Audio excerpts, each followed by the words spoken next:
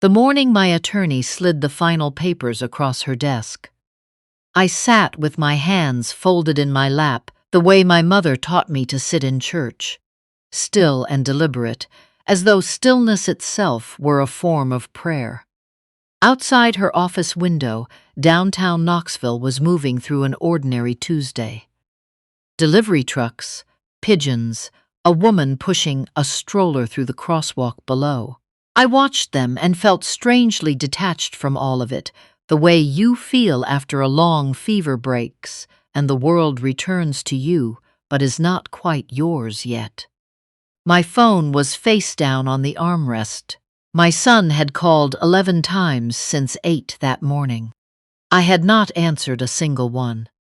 My attorney, a small, careful woman who had handled my husband's estate when he passed 5 years ago, watched me without rushing. She knew the weight of what I was about to do.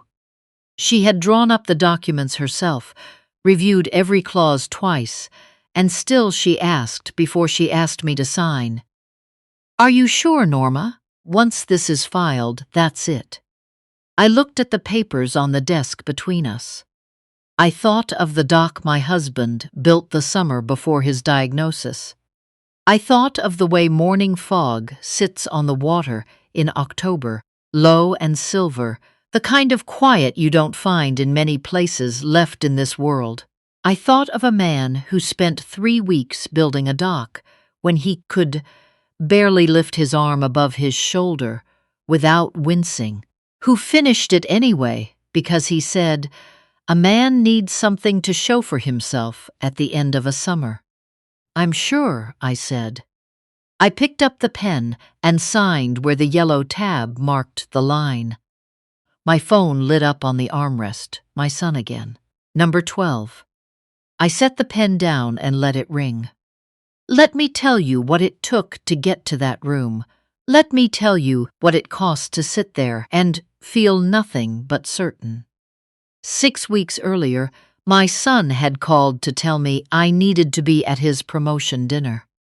The firm had made him a vice president, 41 years old, and he had worked for it genuinely. I will say that he always worked hard. His father's hands, his father's discipline, that part of him was never in question. The dinner was at a steakhouse in Nashville, one of those places where the menus don't list prices and the candles are real beeswax.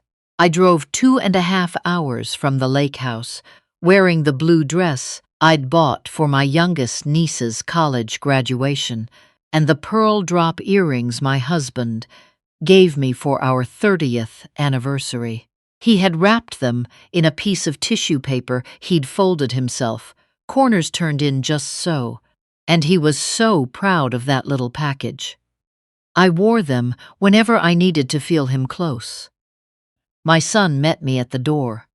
He looked handsome, sharp suit, good posture, but his eyes moved past me quickly, the way they do when a person is managing too many things at once, and you are one thing too many. "Glad you made it," he said, and kissed my cheek. The table was long and loud, with the kind of people who know how to fill a room, his colleagues, their spouses, a few names I recognized from occasional phone calls over the years.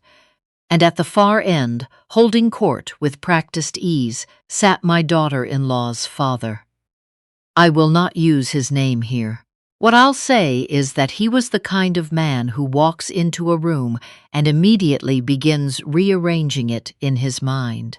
A developer by profession and disposition. He had built resorts along 3 different state shorelines and spoke about land the way some men speak about livestock. Useful when managed correctly, a liability when not.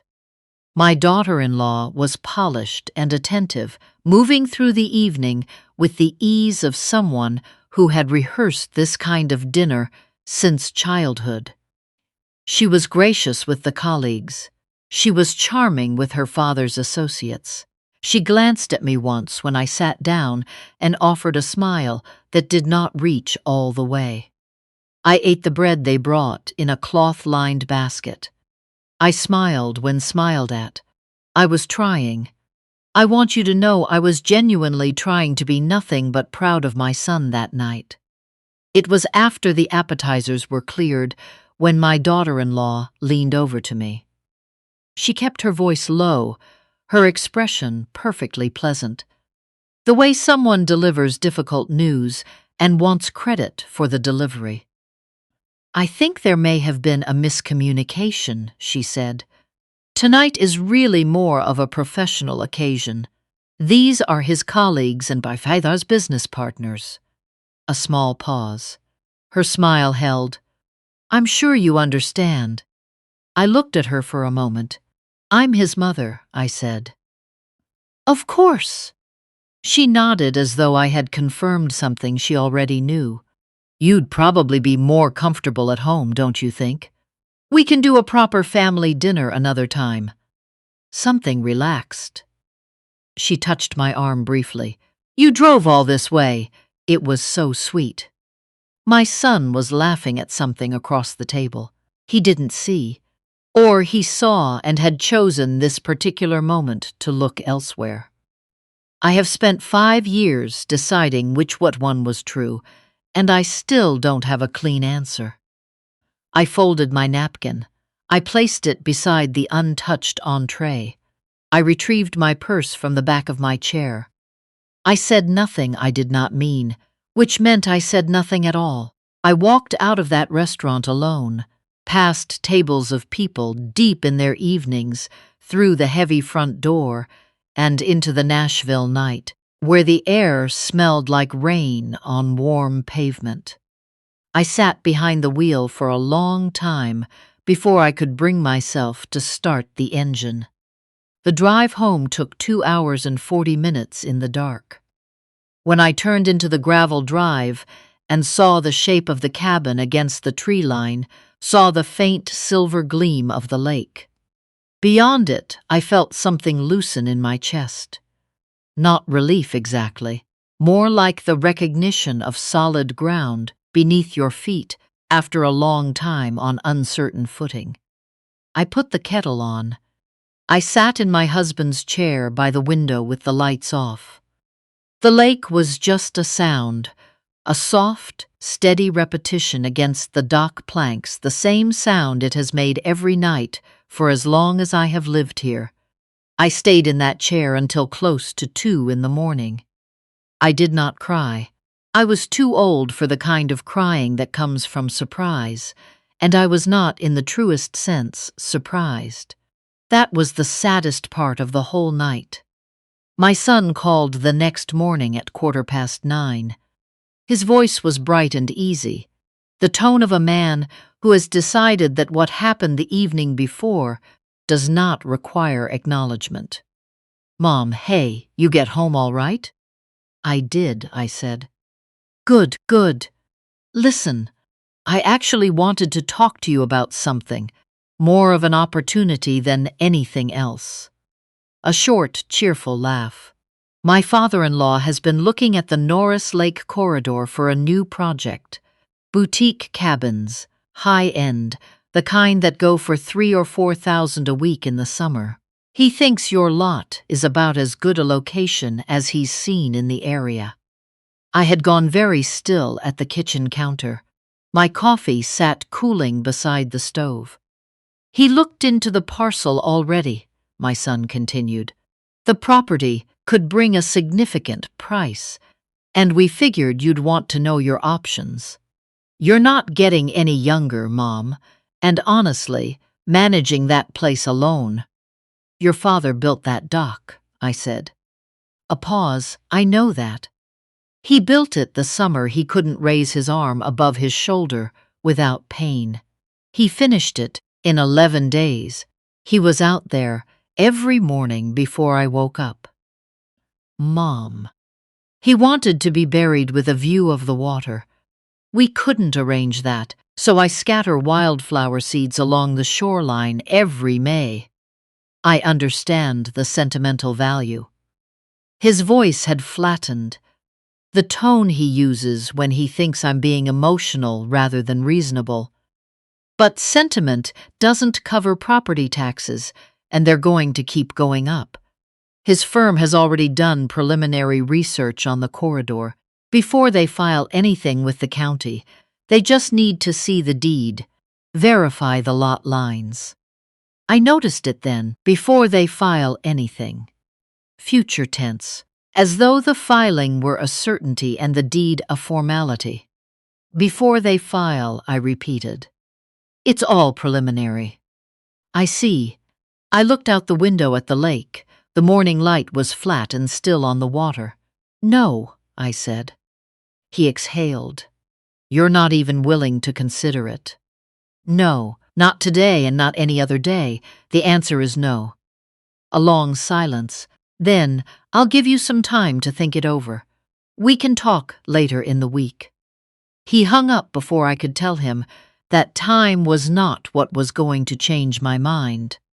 4 days later, I found the stakes. I had been walking the property line the way I do every September, checking for downed branches and soft spots in the ground after the summer rains. The leaves were beginning to turn, hickory going yellow at the tips, sweet gum edging into red, and the morning air was cool enough that I could see my breath. Near the eastern edge of the lot, where the tree line thins before the neighboring fence, I found them.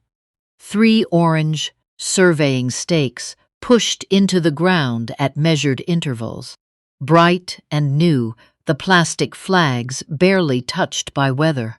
The grass around them was pressed flat in a pattern that told me at least 2 people had been standing there recently, moving in a deliberate line. No one had called. No one had knocked. No one had introduced themselves or explained what they were doing or asked my permission. They had simply come while I was away and put their stakes in my ground. I pulled all 3 out. I set them against the fence post at the edge of the road, where whoever had left them could collect them at their convenience. Then I went inside and called the county planning office. The woman who answered was patient and professional. She pulled up the address. She told me carefully that a preliminary development inquiry had been submitted for the area approximately 2 weeks prior. She could not confirm exact parcels, but she confirmed the filing existed. 2 weeks before my son called me with his opportunity. 2 weeks before he asked to see the deed. The machinery had already been in motion while he was still rehearsing how to present it to me over the phone. 2 days after that, a courier arrived at the door. He handed me a padded envelope from a company with a name made of 3 unremarkable words. The kind of corporate name that is designed to mean nothing. Inside was a letter on heavy cream-colored paper, signed by someone with the title of Vice President of Acquisitions. The letter informed me, in the careful language of people who want to threaten, without technically threatening, that their client had been engaged in good faith negotiations regarding my property, that they had reason to believe certain informal understandings had been reached regarding its future use, and that they hoped I would be willing to schedule a conversation to discuss next steps in the transition process. I read it 3 times. Then I went to the sink, filled a glass of water, and stood at the window looking at the lake for a long while. A great blue heron stood motionless at the edge of the shallows, the way they always do, patient and certain in a way that seems almost unreasonable until you realize it is simply their nature. I am 63 years old. I have buried a husband. I raised my son largely alone through the back half of his childhood. I taught 4th grade for 27 years, which means I have navigated more chaos and manipulation than most people encounter in a lifetime, and usually before 10 in the morning. I was not afraid of a letter. but I was very clear about what needed to happen next. I picked up the phone and called my attorney. Her office smelled of cedar and old paper, the same as it always has. She read the letter without expression, then set it down and looked at me over the rim of her glasses. "This is pressure," she said. "Not a legal claim. They're hoping you'll be unsettled enough to engage." "I'm not interested in engaging," I said. "I'm interested in ensuring this can never happen again. Is that possible?" "Yes." She folded her hands. "The most durable option in your situation is an irrevocable charitable remainder trust. You transfer the property into the trust now. It removes it from your estate entirely. It cannot be sold, cannot be developed, cannot be successfully contested by any heir. The trust names a charitable beneficiary, and until your death, you retain the right to live there and use the land as you always have." "Who would the beneficiary be?" She was quiet for a moment. Then she turned to her filing cabinet and removed a manila folder that was older than I expected. The paper inside gone slightly yellow at the edges. She set it on the desk between us. "When your husband was in the hospital," she said, "during those last months, he came to me. He said he didn't want to tell you because he was afraid it would feel like he was already arranging his own absence. But he wanted something on paper." She opened the folder. "He named an organization, the Veterans Lake and Land Retreat, based out of Maryville. They maintain access to natural properties, water, woods, quiet land, for veterans recovering from service-related trauma.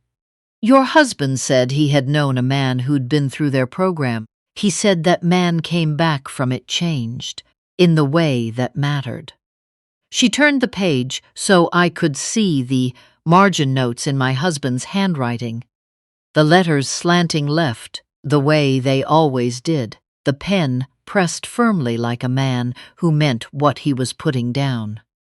For the ones who came back wrong, he had written, "Give them somewhere quiet to remember who they were." I pressed my fingertips flat against the desktop and held them there until my hands steadied. "He never told me," I said. "He signed a letter of intent. It was never formally filed because there wasn't time, but it documents his stated wishes clearly.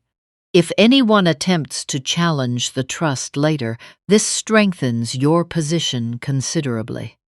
I sat with that for a long moment. The clock on the wall measured the silence. Outside, a car alarm went off briefly and then stopped. "Finish it," I said. "File the trust. Name the organization. Make it permanent." She picked up her pen. "Once it's filed." "I know," I said. "That's what I want." I signed the last page. I set the pen down. I picked up my phone. My son had called 4 more times while I sat in that office. I looked at his name on the screen and thought about all the small ways I had made myself convenient to him over the years. Leaving early from dinners when he seemed uncomfortable. Driving 2.5 hours to celebrate a night. I was asked to vacate. Staying quiet when I had things worth saying, and now arriving at the moment where all that quiet had been read as acquiescence. I called him back. He answered before the second ring. "Mom." His voice was tight with something pulled taut underneath it. "Thank God. I've been trying to reach you all morning." "I know," I said. "Listen, her father. Something has happened." The county flagged the preliminary inquiry as incomplete. "His investors are asking questions now. They're saying there were misrepresentations about the property status, about whether it had been secured." The words were coming fast, running over each other. "He's furious. He told me the entire project was structured around this parcel. Without it, the numbers collapse. I said nothing. Mom, if this falls through, he's pulling his support from the firm. The partnership offer. He told me it was conditional, that my value to the project was contingent on delivering the property. A pause. I heard him swallow. He said the reason he brought me into this was because of the lake house. That's what I was worth to him. The silence that followed was long and full. What I was worth to him. Are you hearing yourself? I asked quietly. Mom, please, I need you to work with his team. Just a preliminary conversation. Let me tell you something, I said. I'm going to say it once. Silence. The lake house is no longer mine. The breath went out of him. What? I signed it into an irrevocable trust this morning. Upon my death, the property belongs to the Veterans Lake and Land Retreat in Maryville. Your father wanted it that way. I have his written intent on file. I simply made it official. A long, rigid silence. Then you can't. Mom, there are legal processes. There are. His attorneys will. His attorneys are welcome to review the trust documentation, I said. They will find that it is irrevocable. They will find that it was filed today. They will find that there is nothing to contest. Mom, a whisper now, not strategy, just sound. Your father built that dock, I said, because it was the truest thing I had. On the other end of the line, I heard something I had not expected. I heard my son's voice break.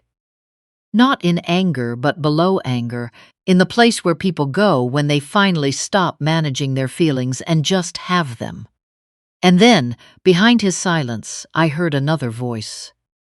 My daughter-in-law, not speaking to me, speaking to him. Did she actually do it? A pause. Then, lower but still clear. If you can't deliver this, I need you to tell me what exactly you are bringing to this marriage. My father is going to be impossible. You told him it was handled. A silence on my son's end that told me everything about what his life had looked like behind the closed door of that dinner. Mom, he said finally. His voice had gone hollow. She told me, when her father first proposed this project, she said the lake property was what made building a future with someone like me make sense. He stopped. Those were her exact words, someone like me. I thought she meant something else. I understand now what she meant. I closed my eyes. I had not wanted to be right about this. I have never wanted to be right about the things that hurt my son. I'm sorry, I said, and I meant it fully. Not for what I had done, but for what he was sitting with now, the slow and terrible understanding of how he had been valued. She didn't love me, he said. The words were flat and final. She was building a portfolio, and I was an asset she expected to deliver. I know, I said quietly. I understood the night she leaned over at your dinner and asked me to go home. A long silence. I should have seen it. You were trying not to, I said. That's different from not seeing. Mom, I have to go, I said gently. But I want you to know something first. That lake is still going to be there. Not the way we expected, maybe, but men and women who came back from things they can't put words to. They're going to sit on your father's dock and breathe and remember that the world is still quiet in some places. Your father would have been glad about that. He would have been very glad. I ended the call. The office was still around me. My attorney said nothing for a long moment. Then she said, "You all right?" I picked up my purse. I straightened my jacket.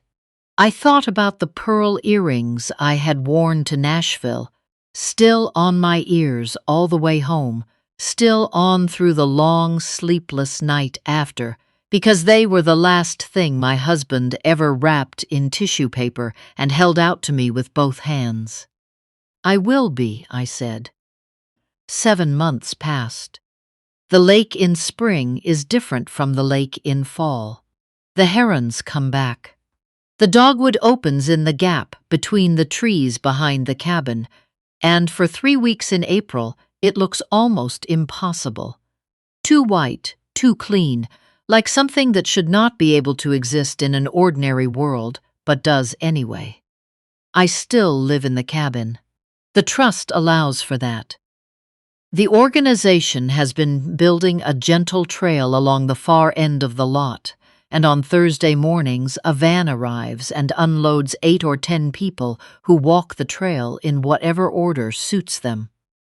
Some carry fishing rods down to the dock. Some sit on the end of it and watch the water without moving for a long time. I understand that kind of stillness. I have needed it myself. I bring coffee out sometimes when it's cold. I don't talk unless they want to. I just let them be there. My husband would have done the same. He always understood that some people don't need anything said to them.